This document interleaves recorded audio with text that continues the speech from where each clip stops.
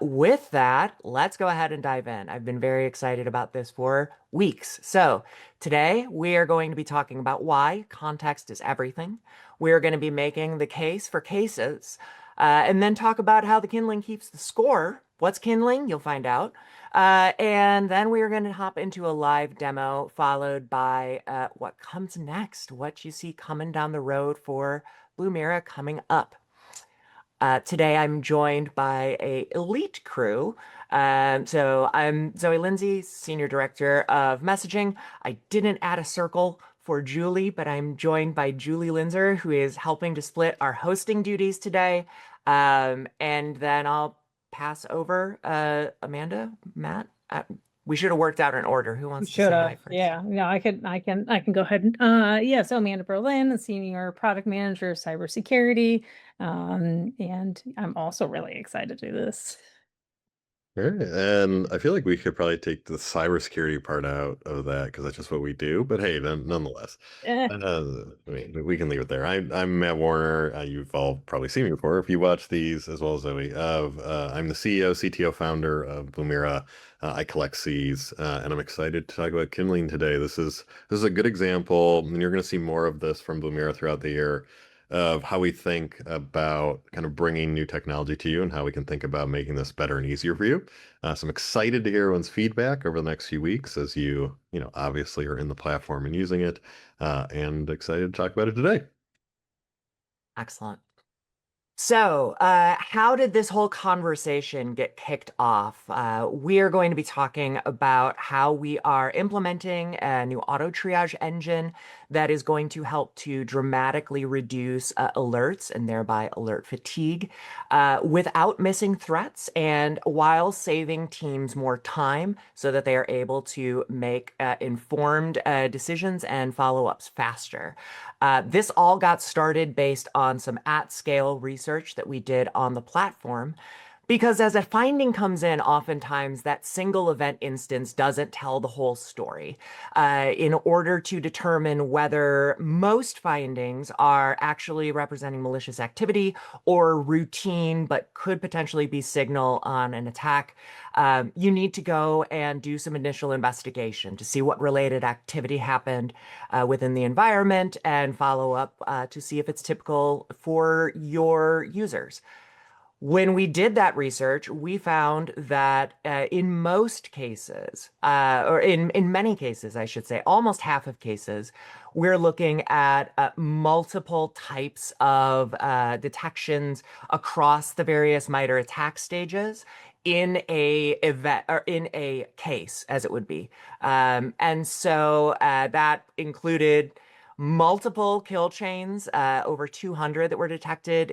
In some cases, up to 6 different phases got surfaced in that single case. And so that raised the question of all of that requires a manual level of work.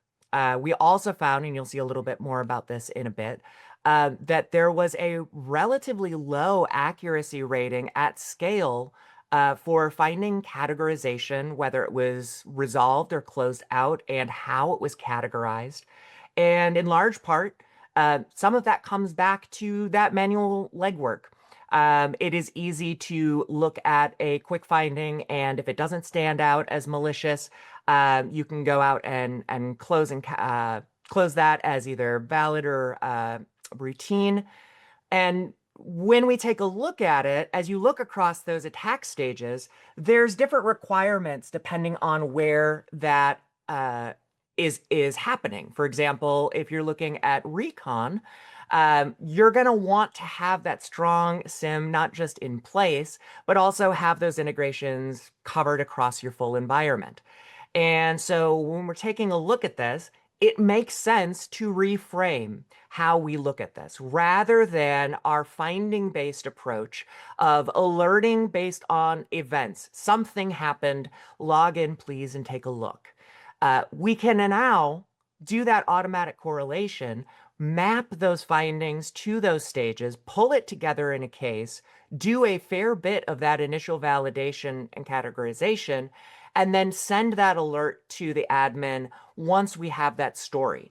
This reduces, again, the number of alerts that are coming in and changes the expectation from I have to log in and see what's going on to this has been validated as something that I need to see and see what's going on.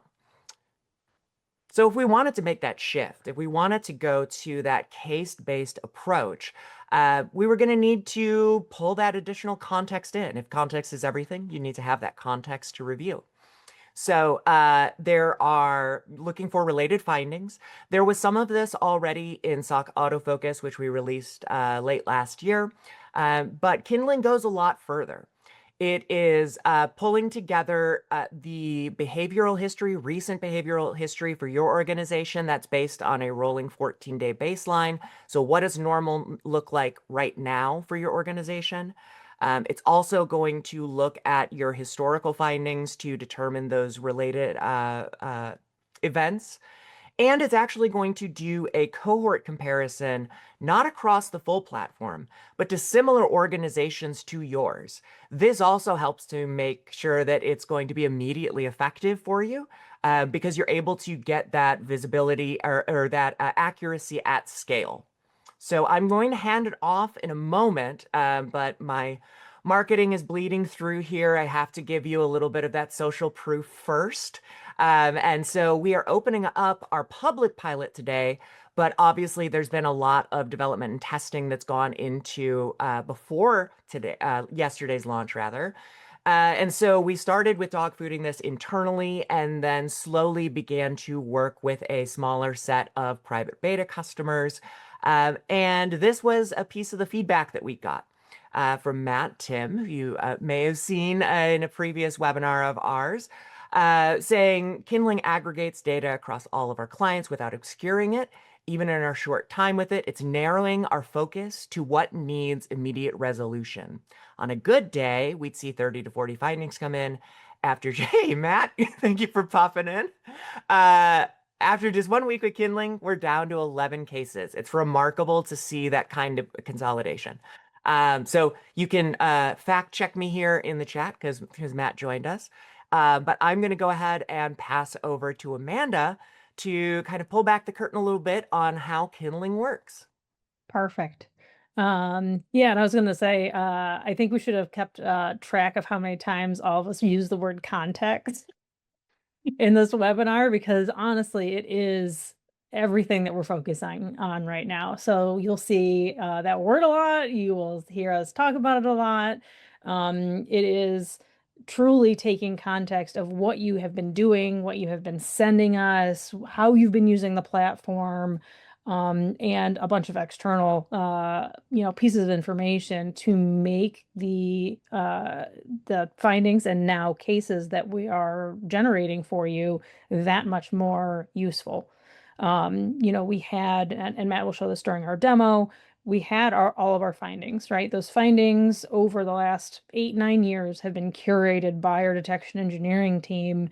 We have worked a lot on that and brought in so much research and testing and everything like that, that we now needed to take that next step and pull in that information of how you've resolved those before, what actually constitutes a real threat, and we actually score that, right? We have a scoring based on a bunch of different things that we'll go into here in a second, that take those findings and decide through different pieces of that scoring, along with this MITRE ATT&CK mapping, and builds out a step-by-step, this is what happened in this case, as well as show you what that overall score is, why we scored it, and actually giving you the information on why we made those decisions, because we don't want to just be telling you this is what this is and just take it or leave it. We want to tell you exactly why and what that reasoning was. So one, you can go into it with more context, and two, you can kind of use that in your research and investigation. And we Oh, have already go gotten ahead. our first Q&A question here, which I expected we would get. By the way, I forgot to mention up top housekeeping, we do have a Q&A option in the webinar. We are going to do Q&A at the end, but please, you don't have to hold your questions until then. It's much more interesting to have an interactive conversation, so feel free to add those in. Oh, Matt, I see you claimed that one already, but our first question that came in is kindling meant to replace the traditional Blumira experience, or will it supplement how we use Blumira now? That is a great question. We're kind of leaving part of that up to you all. I want to know. I have my own opinion. I would personally, if I'll give when my I opinion after you. yeah, I was gonna say when I was in your shoes, I would have switched to it right away. But I also don't want to be biased because I work here. That it's not only what we have been giving you already in findings, but if you've not seen it already, you will see it when we do the demo of it's taking a lot of the manual work you were doing in findings. It's all already in the Kindling platform. All of your findings are there. They're just better. And then you also have the cases on top of that. We could see eventually people completely moving away from findings as something they want to be alerted on. Maybe not all of them, but definitely a lot of them, and using those findings more as a piece of the puzzle and a signal that kind of comes together to create something with more value and more uh, high fidelity information. Yeah, I'll only add to that just my very quick opinion as the person who developed Kindling and is looking at where I want it going forward. And I'm the founder, so you're going to hear my bias on this. My view kind of is very similar to what Amanda said. Like the goal of this for all of us is to do work that's relevant for us. Because I don't think any of us want to do work that's not relevant for us, even though that's entirely the career that we've all selected to an extent. And in many ways, the way I look at this is right now, kindling and cases are supplemental to your findings. The findings are never going to go away. In fact, we may end up giving you more visibility into those findings because really the way that we're looking at this is over the next 6 to 12 months, migrating people into the alerting for cases, to Amanda's point, and moving that alerting away from findings outside of cases where you, and I don't mean that as a pun, but outside of situations where you just want to hear about that individual situation that's coming up. And that's totally okay. And we want to make sure that works for both. What we don't want to do is make you feel worn out because of the amount of findings. And you're going to see this when we go through it. The accuracy and or just the information being provided at the finding and case level just gets you moving a lot further. And just to answer another question we got live, we got a question about what's the future of Kindling, what's the future of how we're integrating this into the product. We will be integrating at the very least the Kindling cases and the evaluation into the API over the next few months here. So expect to hear more from us if you're an API user. If you're also looking for an MCP server, I'd love to hear from you. So please reach out if you're looking for MCP, because that's another thing that we are looking at right now. And we'll stay on the slide forever. So you go on the next slide. All right, and Amanda, you just talked about a lot of this. So like I did, the yeah. yeah, the totality of this all is think about if you're a Blumira user right now, think about how you use Blumira, think about how you use workflows. Like one of the big unlocks we had for us when it came to building Kindling was a lot around making sure that we could understand the workflow. And we're still working on this, that's why it's a pilot, and we'll be continuing to improve this every week of if you close something is valid, but it's a valid authorized use, that is an authorized case. So making sure that the right information comes out, that we can understand as much as we possibly can what is happening within that environment.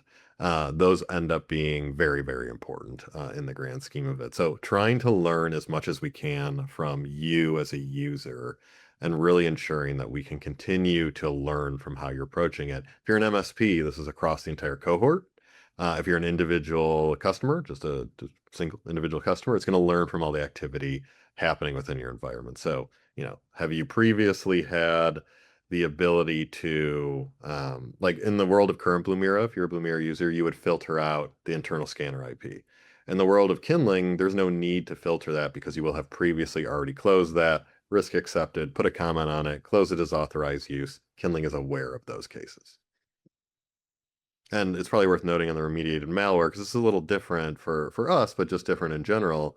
One of the areas that we wanted to do was make sure you knew and the priority was related to what happened with that remediation. If Defender flagged that malware, it quarantined it, it cleaned the entire thing up, and there's no other related activity, there's not really an activity for you to do other than monitor and make sure there is no additional activity. Those are the kind of things where the cases come into play. If something got detected and got quarantined, there's no action. But if it got detected, it got quarantined. However, they're able to land a shell, and we're now seeing behavior around reconnaissance. We know that that is now an elevated case that needs to be worked on. Yep. And I see we have a lot of questions coming. Yeah, so three, I Go can for it. answer all three. Yeah, I can answer all three of them. So Joe, you had two really good questions.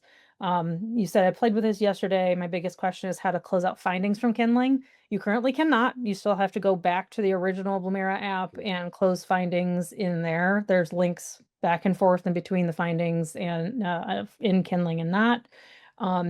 However, that is coming soon. We also in the research that we did to get us to this point, recognize the resolution statuses that we have currently in the app do not necessarily help you all or us as much as they could. So you'll notice when you go to close a case that we give you, and they're listed on one of the slides here, way more contextual options, the word again, context, of what things could potentially be closed as. Right.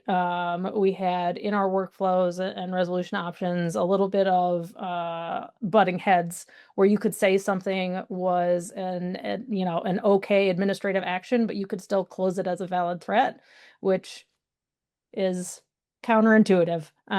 So that's why we are making that a little bit better in the cases, and then we're gonna kind of figure out how to do that in findings as well.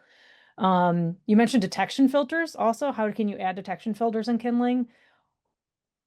Ideally, because we're going to have findings be more of this signal instead of exactly everything that you're going to be notified about, you will need them less.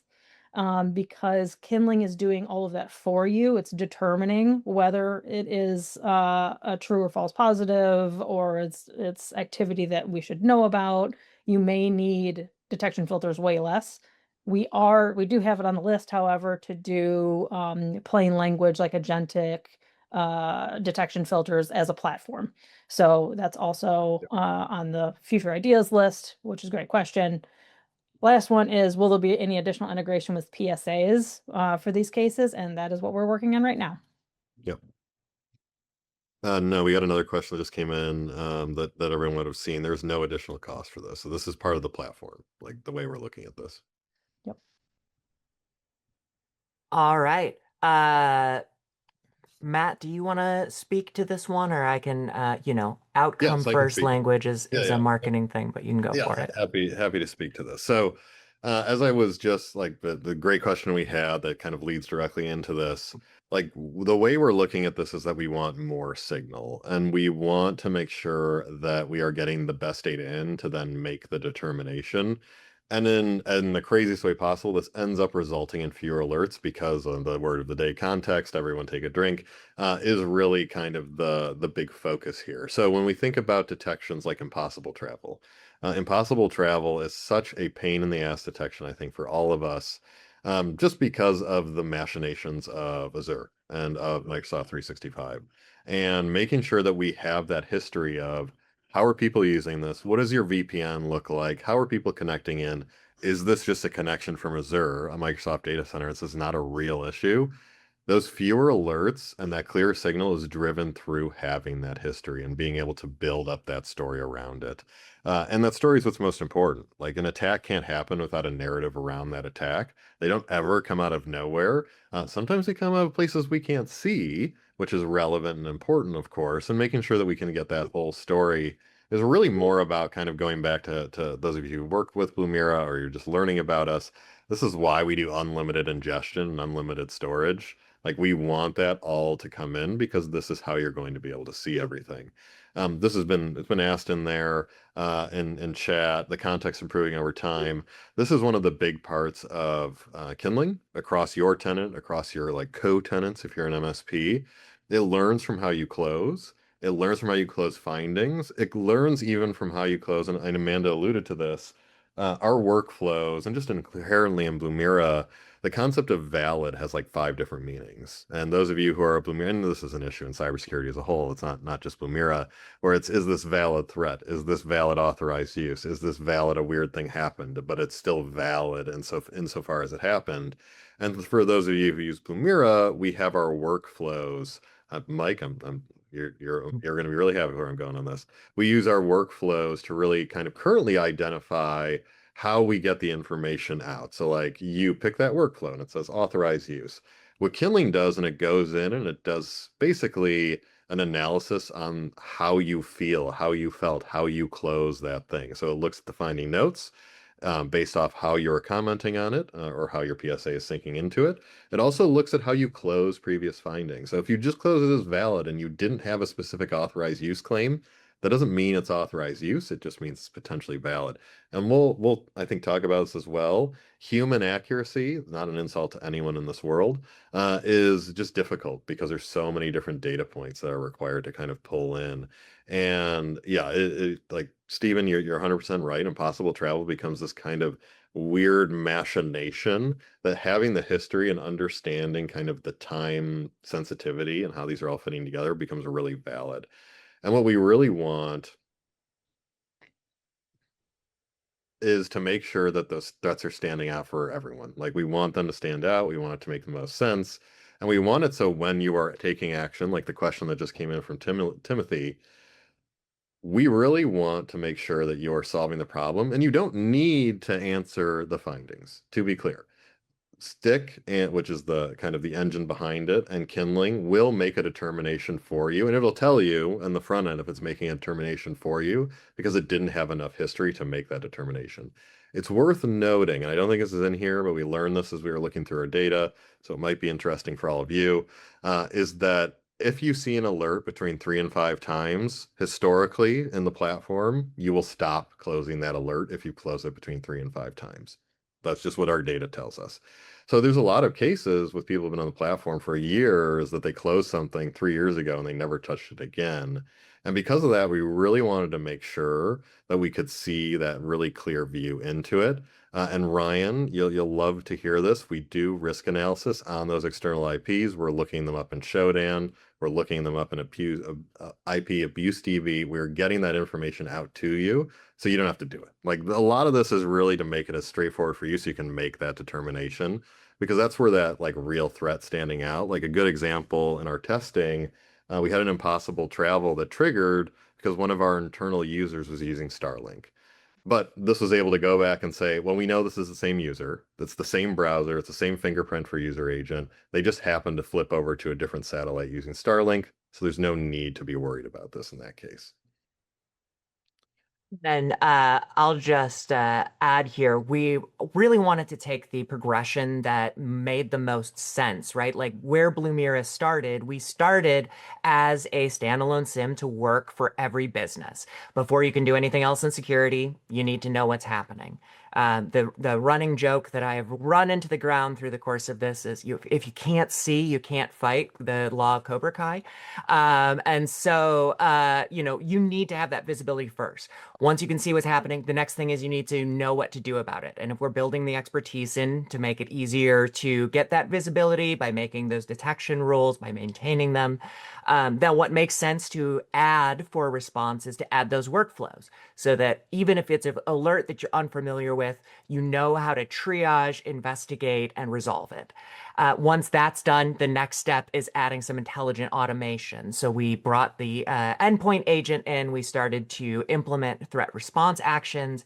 And then the next step was getting to that full view faster. So we added SOC autofocus to do that enrichment.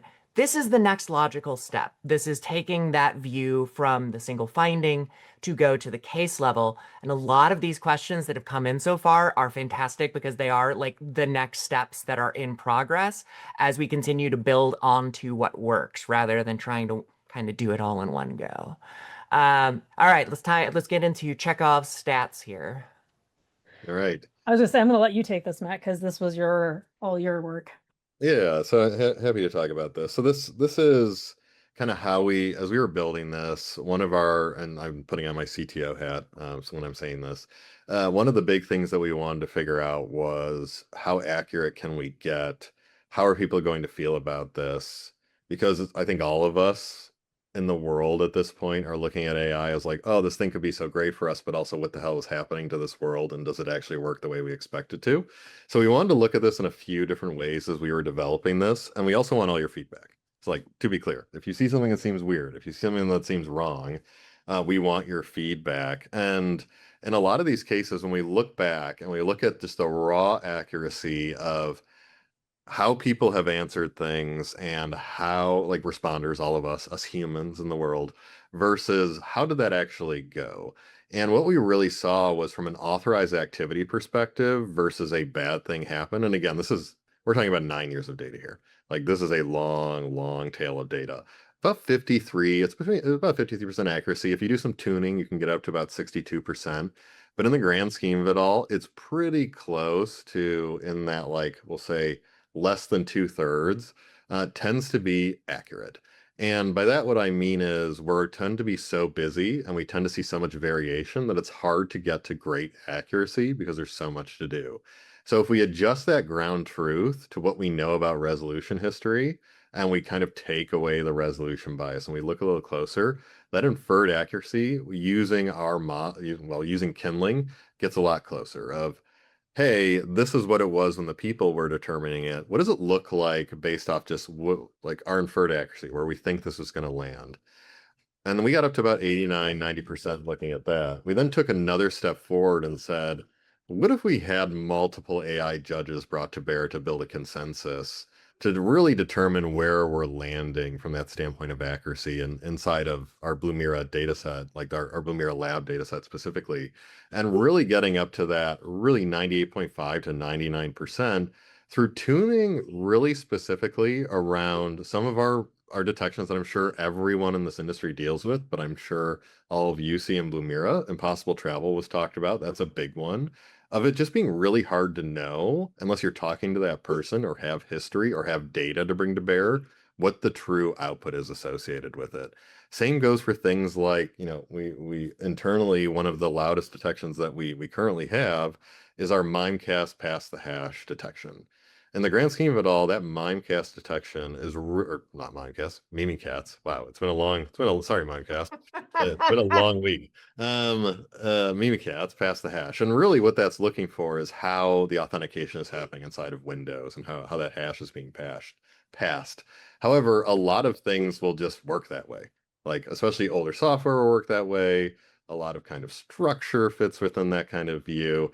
And what we've learned is that if you can really bring the right pieces of context in, again, the word, making sure that you can say, all right, does this application tend to authenticate this way? If yes, this is how this needs to be looked at, really drives this level of accuracy that we've gotten to, that we're very excited for you all to experience. And this is a lot of why, the question up there of, is this going to be an additional cost, is a big part of this. My view as the CEO, CTO founder, as we were putting this together, was this should be part of the product. It should just be something that makes everyone's life easier as a part of Blumira, which is why we're really excited to bring this to you all and to hear all of your feedback. Awesome. Next slide. Yeah. Yeah, and this is what I was talking about a little bit before, is the actual priority scoring on those findings.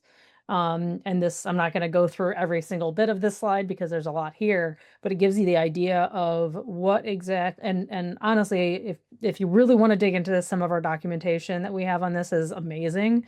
It will actually tell you this and more of what goes into scoring those findings and creating those cases. You can see over here on the right, like you have, depending on the severity that we give the actual detection itself, based on positive, true positive, false positive rates across the platform, on your tenant, on, your MSP cohort, group of tenants. There's a lot of intelligence and math and other aspects that come into making this score as tight as we possibly can.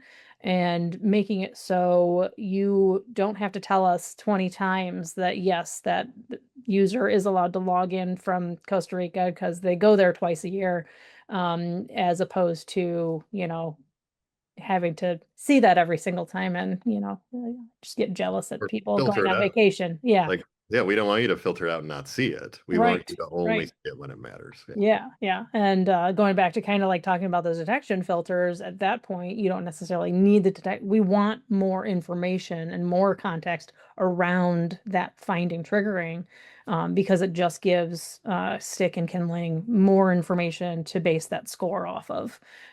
So like Matt mentioned earlier, like we may end up creating much more findings in the application that we couldn't necessarily create before because they would have been just noise because it is just normal everyday admin actions or how computers work that go into creating those findings, but you can't put that puzzle together without all the pieces. Yeah. And I think it's also worth noting at that bottom there, you know, in every case we err on the side of telling you. Mhm. So if there is a situation where we're not sure, where the model isn't sure, where our math isn't positive, we want to make sure that we're telling you and we're giving you the context. God, all right, we're gonna need to come up with a different word there. To make I sure that you, told you. yeah, I know it's a whole thing. It's Make sure everything. We said that already. it's everything, literally. That's what we said. Making sure that you can get to solve that problem, and making sure that when you have to solve that problem, the data is available to you. So, in a lot of this, we'll continue to iterate on this. We'll continue to add more. But to Amanda's point, we want to make sure that we're being as transparent as possible about how this works so you understand how we're applying this to you. All right. Who doesn't love a flow diagram? Let's talk about how things get built into a case. Yeah, so I know we both covered little bits and pieces of this already, but this is just the flow of information through our system and how kind of cases are created, just a simplified version of it. So we have our detection pipeline, all of the different ways you can send us data. So, cloud connectors, we have Blumira agent, our sensors, all the syslog stuff that you can send us is going through that detection pipeline. We make our we create our findings and our matches there to create the actual finding itself that turns into the alert. You end up triaging it as true positive, false positive. Was this a bad thing? Was it risk accepted? Did I not know? And then we start adding more on top of that, where we add the scoring, where if it gets to a certain threshold, we have that LLM stick analysis SOC agent do that review for you and give you more context. And then at a certain point, depending on what that LLM is telling us with all of that additional information that we've added to that finding, then it determines on whether it needs to create that case or not.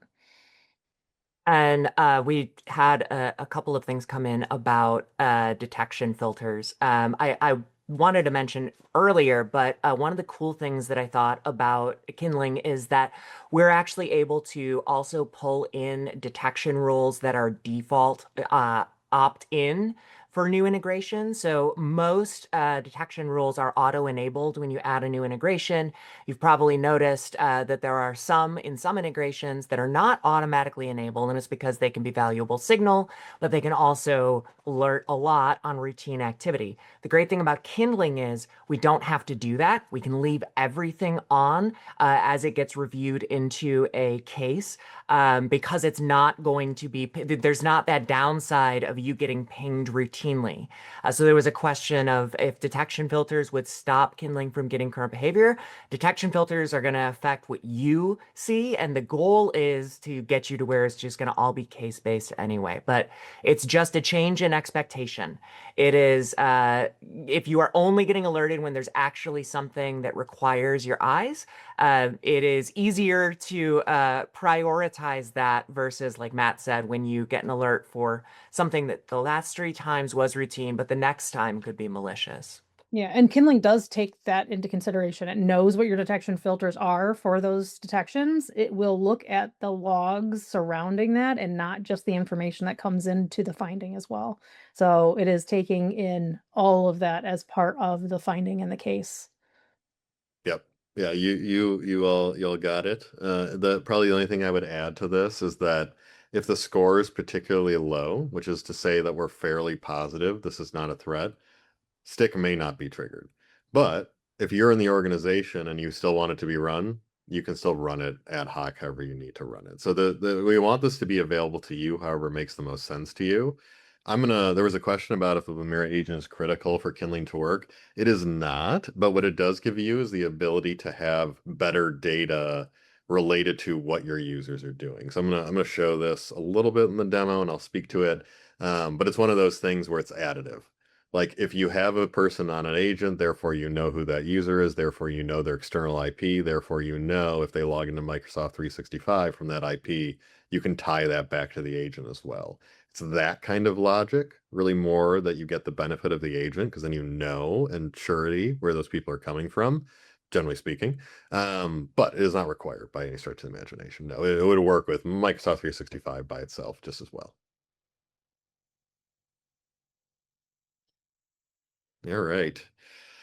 Okay, so this is kind of my view, and Amanda and I have talked about this a lot of like realistically, there's probably only a few decisions that matter when it comes to the work that we're doing on a day-to-day basis, and it's really easy to get very nebulous. Like it, and in some cases, some might say too nebulous.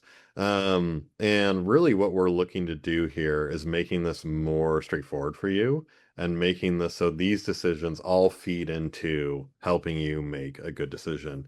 Valid doesn't always mean threat, like we were talking about before. It can be authorized use. It can just be a weird thing that happened. It could be a scanner. It can be your vuln scanner. Like a lot of things happen that are valid. And really figuring out if something is a true positive, you intend to do it, a true positive of I didn't intend to do this, but someone did it, versus false positive versus unknown. Like I think we've all seen that these classifications become this like cloudy, murky mud ball in many cases. So what we really try to do as much as possible is bring as much data that's contextual to from your organization, it's all within your logs, to bring that to bear. Like think about the work that we would do, we get a detection to go through a searching report builder or Splunk or Sentinel or whatever SIM you use. That investigation, the goal of this is to take that and compress it down as much as possible to make your life easier. And all the decisions then feed into that. So what you're looking at, like we're gonna go through, when I demo, I'm gonna go through a few different pieces of this. And of course, you're going to see a demo environment that's our lab, so it's not gonna be as exciting as your environments. Because one of the things that we learned as we were developing this and testing this is that we actually kind of struggled to trick the thing as much as like 5-10 years ago, you make a detection engine, you're just gonna run the thing and it's gonna turn on and you're gonna get a detection out of it one way or another. With Kindling, we really ran into this interesting and good problem where our detection engineering team, for example, couldn't trigger an impossible detection case because they were using the same machine, they were using the same browser, it was the exact same person, they just happened to be logging in from a different place. And Kindling is smart enough to know at most this is a medium. Like this is clearly the same person. All they did was turn on a personal VPN. You might want to tell them the company policy doesn't allow personal VPNs. So, like, one of the big things of this is making sure that you see what's important, but also making sure that we give you the right pieces of evidence, the right pieces of finding data that will help you kind of support that path forward. And kind of my view of this, and you'll see this, is that we needed to make evidence a little more straightforward for people. We needed it to be more clear, especially as it relates to that finding. And as we add cases, what this is really doing is adding that tertiary level, tertiary, there we go, level down and at the top to ensure that you get the most information possible and then can climb down as needed throughout that. Because We really want you to be able to come in here across any type of data, any alert that you're getting, have them tied together and have it be clear for you as to what you need to do next. That is the beauty of a SIM in the grand scheme of it all. We have the data structured. We can help you get these answers. And that's, one of the beautiful parts of where we've been able to kind of drop and land Kindling.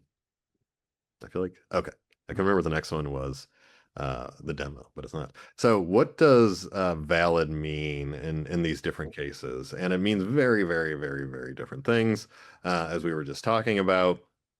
And I think for those of you who use Blumira, we have our workflows right now that kind of inform a lot of these different pieces, where you can get to a valid in really 6 different ways at this point. And all of those different ways change how we score. So if you historically have closed a finding and it's impossible travel, and it's when Amanda Berlin logged in from Canada, and we closed that previously authorized use. I don't know why Amanda's in Canada, but whatever. You don't live far from there, so I mean, I can see it sometimes. yeah. So like you just go across the lake, you'd be in Canada. Yep. And maybe she does that all the time. I don't know what she does with her life. And in that case, if it was previously authorized use, that would be a heavy reduction in that score. So think back to the scoring we were just talking about. That's going to bring that score down a lot. However, if there's other things happening around that, if there are other threats, that's going to get boosted up in different ways. So we really want to make sure that as we're looking across this data, and again, I know we've had this question a few times in Q&A and in the chat, this isn't a requirement. It only helps with the accuracy over time. Kindling will make the determination as close as it can. The benefit we get from this, and you all get from this, and as we cascade these closing of cases down into the findings, this is where you're going to see a lot of benefit from this, is what am I doing? Why did this happen? Did I remediate it? Is this just a pen test I had last year that's doing the exact same thing they did then? Is this authorized activity that I've seen before? Is this normal business? And how does that fit within that mechanism of the actual scoring? So it's really built in a way that, with the way the scoring works, is that even if you had authorized activity, if there are other things happening, this will allow that to really push up to the point where Stick is still going to do that evaluation for you. So we've really tuned this into a place where if you've used a Blumira or not, if you're just going to start using Blumira tomorrow, you get the benefit of the intelligence and it learning from more and more as you move forward. All right. This isn't Kindling. This is Blumira. I mean, this is all Blumira, but you know what I mean. All right. So I wanted to start with Blumira and then kind of move over to Kindling, because I think it's a good way to kind of show the differentiation and how we're looking at this. So we're going to pop in. This is one of our lab accounts. Do a bypass created as a suspect. For those of you who have seen this before, we have our SOC autofocus. We have all these different pieces. But really what we wanted to do was make this more straightforward for organizations. And I realize it's a big jump from light mode to dark mode. I apologize. I was going to say, that's why we added dark mode. Exactly, yes. I don't know anyone uses light mode. I don't know how many people feel about this. We should do a poll at one point. I have my own. Oh, I should have added a poll for that. I personally think light mode is a crime against humanity, but that's a whole different conversation. The way we look Tell us in the chat. Yes, exactly. Yes.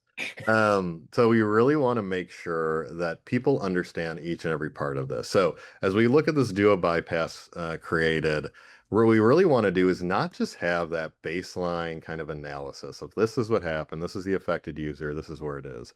We want you to have more context around what actually happened within this different environment. And for this case, this is a duo bypass code being created. This is a finding. This is just a finding.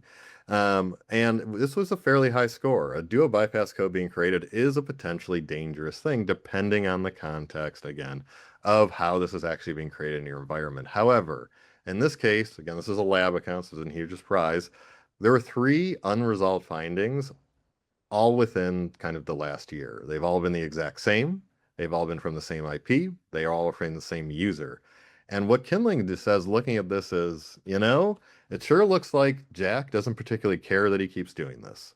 He's done this now 3 times. He has not closed this finding. It has largely been ignored, but it does need to be investigated because this is not inherently a good thing. So the question then becomes, to verify with Jack that this bypass code was authorized, did he intend to do this? Was this important? And as we really take this step further, it's really important that we give you that broader view as to how this happened inside of that finding. And then we'll go up to the case, but I figure we'll start with finding as well. Because really, with the totality of this is how do we make this as clear for people, and what information can we pull out to make this more kind of like self-investigated for you? So in this case, this was Jack Robb making this in his account, RobTech. We're going to go out and look. Was there any other data that we could pull out that he did around this time period? And there was not. If there was, this would have probably been a high or a low, depending on what he did, probably a high.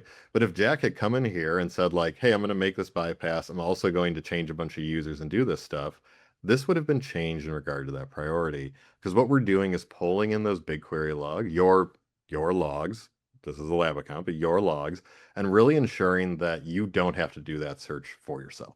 We're essentially doing it for you because we don't want you to have to deal with that. Similarly, really ensuring that we bring those investigation next steps to you if you need to do them or want to do them to really ensure that it is most kind of relevant for you as well. And being able to see that kind of broader evidence view that you're kind of, classically used to the table, but giving you a choice as to how you want to look at that data. And kind of taking that kind of to the next step, I'm gonna find a case for you guys to look at. We'll look at this one because I think this one has a few in it. So there's another one of our labs, and in this case, we saw two different activities here. We saw a team viewer active, and then we also saw a signed binary proxy. And think of this as like an RDP type attack. And in that case, or in this case, this got prioritized up because we have seen this happen before. It's in one of our attacking environments, and we know that this is a true threat looking at what's here. We know that this attacker dropped in using TeamViewer. We know that something bad happened here from the standpoint of how this was executed using this binary. And we know that this is essentially being used from a standpoint of a living off the land environment based off these users in the environment. What we would then want to do is make sure that you have the most clarity possible around what that timeline looks like. How did it actually fall in? And being able to understand what does that look like across the actual environment? And what is the shared dynamic across these? So ensuring that we know that in this case, Jake was running the signed binary proxy, exploiting the environment at that point to then drop TeamViewer in, and making sure that in every case, that investigation is available to you, understanding what the historical case intelligence looks like. Kind of, this is one of the questions we got, understanding what the risk looks like from an exposed post perspective, and understanding what that detection history looks like as well. How is this working for you as an organization? Have you seen these before? Have they been risk accepted?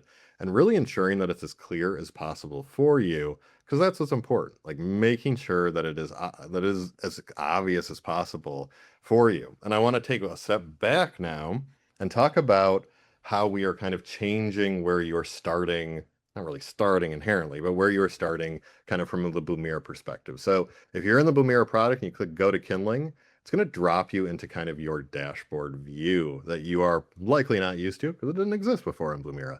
So this is an MSP example. I'll show a kind of an individual org example as well for this one. But really across both of the types of customers we work with direct, we work with MSP customers. We really want to ensure that you can see as much as possible related to your environment. And that's clear for how kind of your cohort looks. So what kind of active cases are, if there are any? What does your portfolio look like if there's something that you need to act upon right now? What does that activity timeline look like over the last 7 days? And most importantly, what does your portfolio look like? Where are licenses being pushed out? Where do you have coverage? Where do you have orgs that aren't sending telemetry? And what can we do to really ensure that we're getting you to that right place without you having to do a lot of work? And that's really the goal. Like we really want it to be as clear as possible for you. And if you like think of this as your account, this is the account that we were just talking about with that bypass one. We really want you to have as much as possible to understand what to do. So in this case, we have the case that we just talked about, or the finding we talked about, this dual bypass code created. We also give you the ability to generate a digest off your findings. So we want you to work the cases. We want you to look at those cases and evaluate them. But we also want you to have this kind of broader introspection of how findings are working and what you need to do in your environment whenever it's important to you. So really understanding, yes, this is what we're auto triaging, but what is worth looking at, even if you don't have cases? Like there's always something generally to look at in this case, and really looking at what does this look like for you and your organization. We're seeing this continuous administrative MFA bypass like we just saw from Jack, that Jack Rob's a rascal. Do we need to look at it? What is most invalid? What is most important? Or really knowing what do we need to review now inside of our environment? Of course, being able to evaluate your findings and get to them from inside of Kindling is a big part of this soon, like we've talked about, allowing you to close those and have that cascade down, but also allowing you, and this was asked about in regard to the agents. I don't think this will have the perfect example, but it'll give you an idea as to how this will work. Really pulling in all of your entities from your Google, from your Microsoft 365, from your agents, from anything we can get to give you as much visibility as possible into how people are working. So in this case, we have this admin2 who logged into this desktop from this IP. What we would then do to the question we had is use that data to inform our detection investigations. So if I then had a finding from Jack Robb, who, let's say he did an impossible travel and he logged in from this IP and then another IP we've seen before, we could at least be sure that this is one of his IPs. There's an agent. We know that he's deployed it. We know it's within his environment. We know it's a connector from this external host.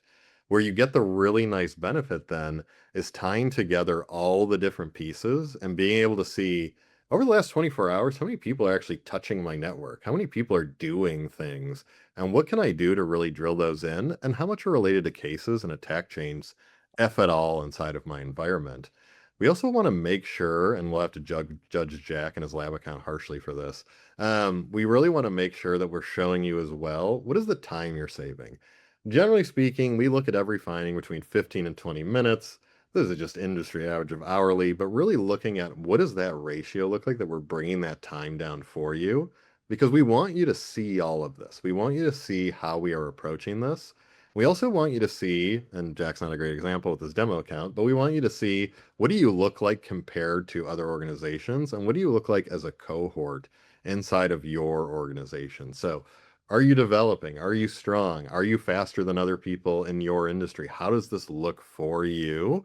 And the same goes for if you're an MSP. How does this look against you and other MSPs? How does this fall together? And in the grand scheme of all of this, what we really want to do, and we'll pop over this one because I think this is a good like weird example of this is a M365 authentication outside Canada, high priority. This could be a bad thing that's happening. And this is something that I know we've been asked for, so I feel like it's worth noting on this. Also telling you where this came from. Like, where did this detection come from? Where has this happened before? What is the data type this came from? But also really kind of giving you the insight. And I like this one because what this is this is essentially one of our test accounts, like we talked about. But what Kindling was able to do was determine that, hey, this is for Blumira, and Blumira is a US-based organization. Blumira, this is not really a sane detection when it comes to Blumira. And when it came to this user, this is benign. It's a legitimate Chrome user agent. We know the source IP from inside of the United States. Blumira is a US-based organization. We have 100% historical benign for that. Therefore, this is a low issue. Because all of that data is pulled in, because we go out and do that investigation, it allows for this type of data to be brought in so you don't have to do that work. And the same work goes down into all of this kind of doing that investigation for you. What do these users look like? Where are they logging in from? Has this ever happened before? How does this detection work? What is the related information around all of that? And what are the investigations that might be relevant? And the actual tied together pieces of information related to the broader history of this type of detection.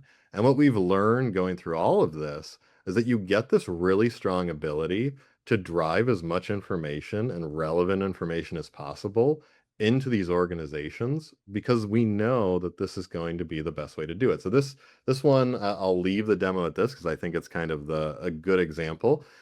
SSH connection public IP. I'm sure we all see things like this. This is a low score because we have seen this detection, same evidence, marked as benign already. We know that this is a low score and it's not something that needs to be investigated. However, If you were worried about it, if you wanted us to just do it for you, all you have to do is come in here and collect the request tick analysis and it'll get running for you. So it's really built to be as straightforward as possible for you. Use the dashboards to help you kind of drive your day. And if you ever want to get back and forth, there will always be buttons. Like, let me pop one up. There will always be buttons to get back to the product, open an app, and to get to kindling from the other side. So we really want to make this as easy as possible for you because we want all your feedback. Every single piece of feedback we want because we want to hear how we can do better and how we can solve those problems. So I have a few questions I'm going to answer. So 4 minutes. Here we go. Kindling will help solve a lot of. So we had a question from Joe about S1 triggering out. S1 loves to be loud. For those of you who use Sentinel-1, it's one of our top 3 integrations. It is the loudest integration we have by far, by far. In that case, yes, Kindling will provide some suggested inclusions, exclusions, and filters. It will also do a good job of filtering out. Like, I didn't get into this, but you'll see this as you're using Kindling. It will break out systemic problems versus threats to your organization. So a good example for this, and this is a good example for S1, a persistent detection that happens. S1 does this clear text password opening. I'm sure you all see this, passwords.excel. Why are you people doing this? Please don't do that. Those types of things are systemic problems in an organization that should not be a case every day. That is a once a week case, is basically the way you're going to see this. That gets grouped together in a temporal bundle, essentially, saying like, hey, we're seeing the systemic problem. S1's being really loud about how these things are working inside of this file being opened. Or like, I see this a lot in manufacturers that build their own software. S1 gets real mad about it. Like, we know that you're doing this. This is from IT, OT. This is not something you need to be alerted on. So that makes total sense. Yes, it will give you guidance in regard to how you need to kind of support and solve that issue. I was just going to add, we had an earlier question about if they would still be able to do investigate, and you showed it in the demo, but kind of scrolled past. Not only are you still able to do investigate, but you actually get recommended Yes. queries right in that finding. I feel like they meant investigate as in investigate, Blumira investigate. Yeah.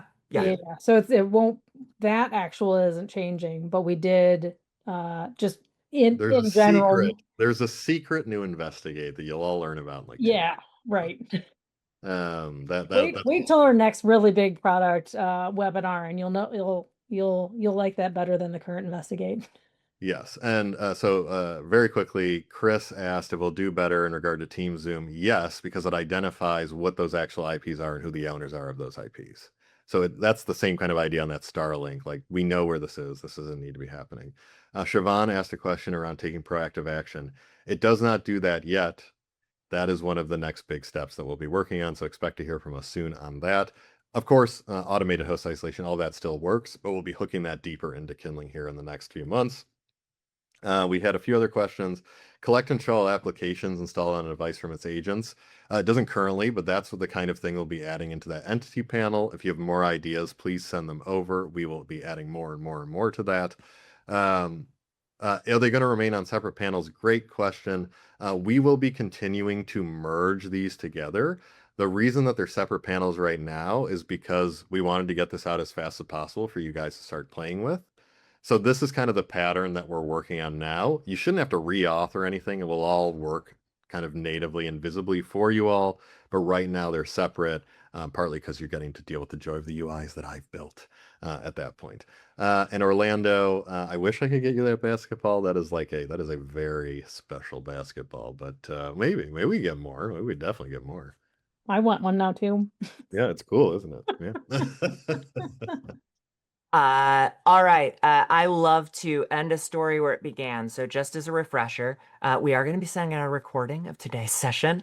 If you aren't hearing this message because you had to drop off for your 3 o'clock meetings, that just know spiritually that's going to be coming to you shortly. We hit right up against the top of the hour. I see we still have a couple questions in. We will follow up directly on those. But I want to thank everybody for joining. I encourage you to get in there and check out Kindling. I've been super excited about it, have been kind of just itching to get to tell folks about it. So glad that we got to do this today. Thank you to all of you for joining. Thank you to our presenters. Any last thoughts to share, presenters? The thing I'll leave you with, I'm really excited to hear what y'all think. I'm really excited to hear how it lands for y'all, and I'm very excited to go through the next couple of months because I think we're gonna help y'all out and see what we can do to make your lives easier. Yep. Yeah, that's a good thing to leave you with is don't expect this to be our last big announcement. There's a lot more in the works that bridges off and grows from this idea. But again, we want to build out from what we validated works, and kindling is a big step in that direction. With I was that, gonna we're going to throw go out ahead. another context. Oh, Yes. dang it. Yeah. And that- Just to get everyone at the end. There we go. Context, Context. If you need to finish the bottle, there you go. Thank you all for joining, for sticking around as we ran right up to the end here. And until next time, stay safe out there, everybody. See ya. Bye-bye. Thank you, everyone.